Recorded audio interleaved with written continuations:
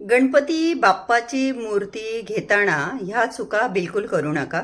गणपती बाप्पा बाण मारताय किंवा युद्ध करताय अशी मूर्ती चुकूनही घेऊ नका.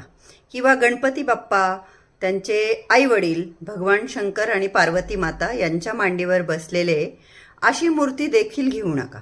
किंवा गणपती बाप्पा इतर कोणत्याही देवाच्या रूपात असलेली मूर्ती गणपती बाप्पांची ती देखील घेऊ नका. कारण की आपली जी परंपरा आहे की आपण 10 दिवसानंतर गणपती बाप्पांचे पाण्यामध्ये विसर्जन करतो.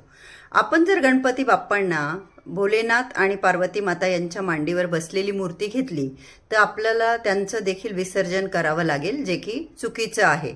त्याचबरोबर मार्केटमध्ये आजकाल खूप चित्रविचित्र अशा मूर्ती तुम्हाला बाप्पांच्या बघायला भेटतील.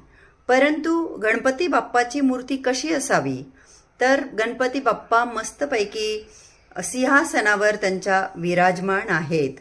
दोन्ही बाजूला लोडला टेकून ते मस्तपैकी असे बसलेले आहे. त्यांच्या दोन्ही हातांमध्ये अंकुश आणि पाश त्यांनी धारण केलेले. एक हाताने ते भक्तांना आशीर्वाद देत आहे, एका हातात त्यांच्या लाडू किंवा मोदक आहे. अशी मूर्ती घ्या. दुसऱ्या कुठल्याच देवाच्या रूपात असलेली गणपती बाप्पाची मूर्ती चुकूनही घेऊ नका.